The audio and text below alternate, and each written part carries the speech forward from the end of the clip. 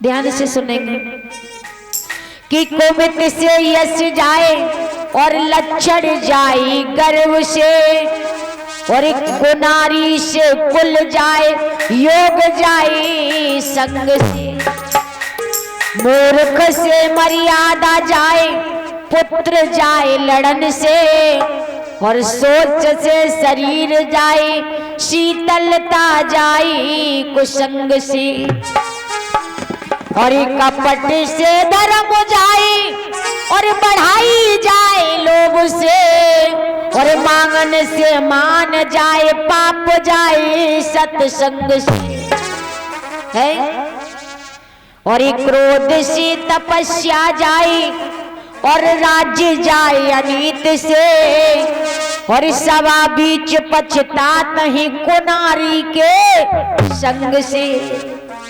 आज राजा का विवाह तो हो गया है, लेकिन वो राजा खड़े खड़े मन में विचार करने लगे कि मैंने ये क्या किया।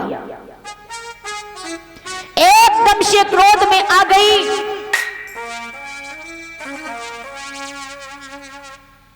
है सोचने लगी कि जब तुम्हारे महलों में एक रानी थी तो मेरी जरूरत आपको क्या पड़ गई। इतने कड़वे शब्द बोलने लगी। मेरी मैया बात बड़ी सुनने की आती है कि मीठी बोली बोलिए, क्योंकि इन शब्दों में जान होती है, और इन्हीं से आरती अरदास और अजान होती है। ये समुद्र के बोब होती है, इन्हीं से इंसान की पहचान होती है। मीठी बाड़ी में इतना आकर्षकता होती है जो सामने का इंसान अपनी तरफ खिंचाता है। आज इस बात का सुरची के पेट में लालच बैठ गया है, लोभ बैठ गया कि रानी दूसरी है तो इसी का पुत्र हमारे राज्य का वारिस बनेगा, हमें तो दासी बनकर के महलों में जीवन व्यतीत करना पड़ेगा। अनेक इतने छोटे विचार आने लगे। तो माता बहनों, यहाँ पर एक बात आई कि पाप का बाप कौन होता है। पाप का बाप कौन होता है। एक ब्राह्मण पुत्र परीक्षित महाराज, एक ब्राह्मण पुत्र गुरुकुल से पढ़ करके आया। बहुत दिनों तक उसने गुरुकुल में शिक्षा ग्रहण की, और शिक्षा जब पूर्ण हो गई तो लौट करके अपने पिता के घर आया। अपने घर आया तो पिता ने आकर के पूछा, बेटा तुमने बहुत दिनों तक गुरुकुल में शिक्षा ग्रहण की है और बड़े बड़े सुंदर अध्यायों का अध्ययन किया है, एक प्रश्न का जवाब मेरा भी दे दो। तो कहा कि पिताजी बताओ क्या जवाब चाहिए।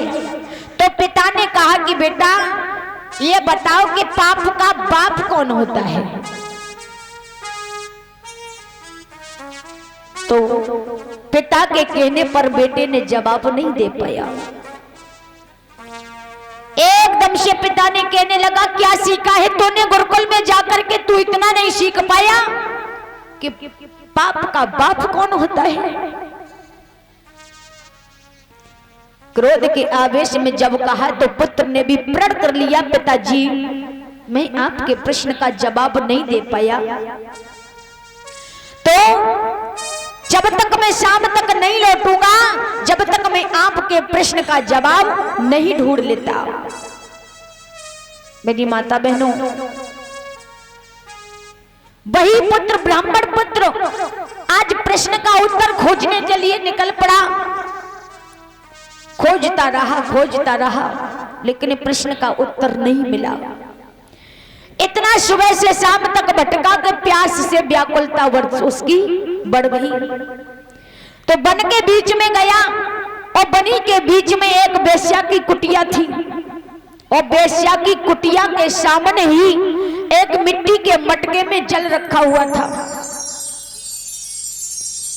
आजकल तो जरूरत नहीं है, पहले मटकों में जल भर करके रख दिया जाता था, यात्री लोग निकलते थे, जल को भरा और पी करके चले जाते थे।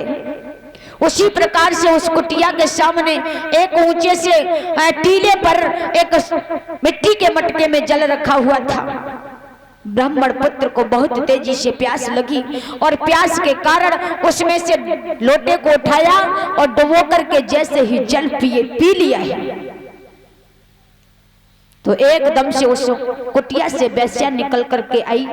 कहा के ब्राह्मण देवता, अरे आपने ये क्या किया? तुमने तो मेरे मटके का जल पी लिया। मैं जानती हूं मैं कौन हूं, मैं एक वैश्या हूं, और तुमने तो अपने ब्राह्मणत्व को सुते ही खो दिया। तुमने मेरे मटके का जल पी लिया, अब तो तुमको गंगा मैया स्नान करना पड़ेगा। हैं? अब तो ब्राह्मण देवता के अंदर बड़ी तनाव पैदा हो गया। सोचने लगे, हाँ ये तो मैंने बहुत गलत कर दिया, हे प्रभु अब क्या करूं? अब तो गंगा मैया में मुझे स्नान करना पड़ेगा। अब जैसे ही ब्राह्मण देवता वहां से चले, गंगा मैया में स्नान करने चले, तो वेश्या कहने लगी, महाराज देखो आपने जल पी लिया और आपको अब पाप लग गया और तुम्हें गंगा मैया स्नान जाना पड़ेगा। तो अब ऐसा करो, आप हमारे घर भोजन कर लो। भोजन की बात कही, कहने लगे, अरे मैं तुम्हारे आंगन में भोजन कैसे कर रहा हूं? मैं ब्राह्मण हूं और ब्राह्मण कभी वेश्या के घर भोजन नहीं करता। अच्छा